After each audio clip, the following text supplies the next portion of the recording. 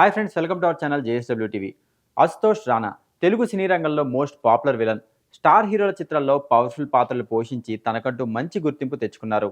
Mass మహారాజా రవితేజ నటించిన వెంకీ చిత్రంలో DGP పాత్రలో టెర్రిఫిక్ నటనతో అదరగొట్టేశారు. పవర్ఫుల్ విలన్ గా కనిపిస్తూనే తన నటనతో కామెడీని సైతం పండించగల నటుడు అశుతోష్ రాణా. తెలుగులో వెంకీ తర్వాత అదే స్థాయిలో ఆయనకు గుర్తింపు తెచ్చిపెట్టిన సినిమా బంగారం. పవర్ స్టార్ పవన్ కళ్యాణ్ నటించిన ఈ సినిమాలో భూమారెడ్డి పాత్రలో అదరగొట్టేశారు.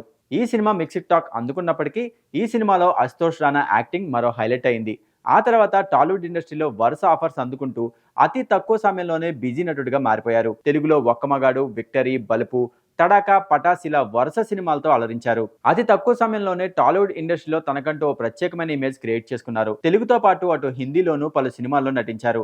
అలాగే తమిళం, కన్నడ, మరాఠీ భాషల్లో బ్యాక్ టు బ్యాక్ హిట్స్ అందుకున్నారు. ఇటు నటుడిగా అటు ప్రొడ్యూసర్ గా రాణిస్తున్నారు. ఇదిలా ఉంటే అశుతోష్ రాణా కుటుంబం గురించి ఎవరికీ పెద్దగా తెలియదు. అశుతోష్ రాణా భార్య సైతం తెలుగులో తోపు హీరోయిన్. అవును, ఇంతకీ ఆమె ఎవరు అనుకుంటున్నారా? ఆమె పేరు రేణుకా సహానే. 1998లో హిందీలో వచ్చిన తమ్చా అనే సినిమాతో బాలీవుడ్ ఇండస్ట్రీలోకి అడుగుపెట్టారు. ఆ తర్వాత హిందీలో పలు సినిమాల్లో కీలక పాత్రలు పోషించారు.